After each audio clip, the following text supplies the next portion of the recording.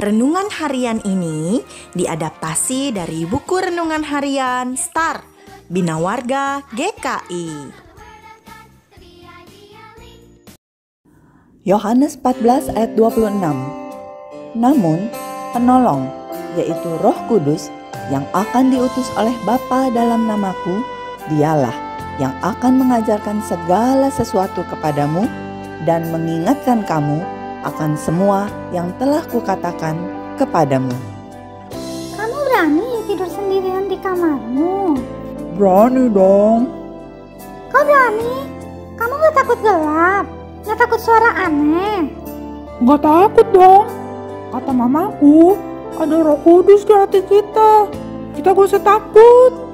Adik-adik, beberapa waktu sebelum Tuhan Yesus ditangkap dan disalibkan, Ia berjanji kepada murid-muridnya bahwa Roh Kudus akan datang untuk menyertai dan membimbing mereka.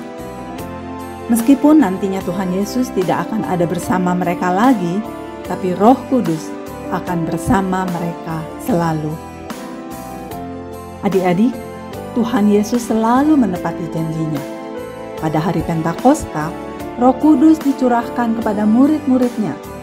Sejak itu, para murid tidak ketakutan lagi, melainkan dengan berani mengabarkan kabar sukacita tentang keselamatan dalam Tuhan Yesus. Adik-adik, waktu kita percaya dan menerima Tuhan Yesus sebagai juru selamat kita, Roh Kudus akan ada di dalam hati kita. Roh Kudus mau terus bekerja di dalam hati kita. Ia menghibur waktu kita sedih, memberi semangat dan jalan keluar waktu kita dalam kesulitan. Ia menjaga agar kita tidak melakukan yang jahat dan membimbing kita dalam mengasihi orang lain. Roh Kudus mau membimbing kita dalam segala hal yang kita pikirkan dan lakukan. Bagaimana dengan adik-adik di rumah? Apakah kamu juga mau dibimbing Roh Kudus setiap hari? Bagus sekali adik-adik. Sekarang mari kita berdoa bersama ya.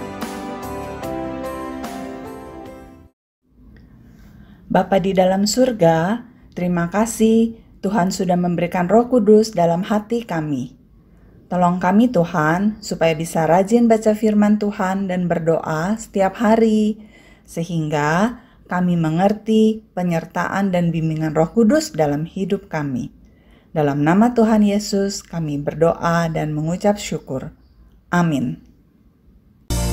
Roh Kudus yang manis, tolong aku menuruti firman.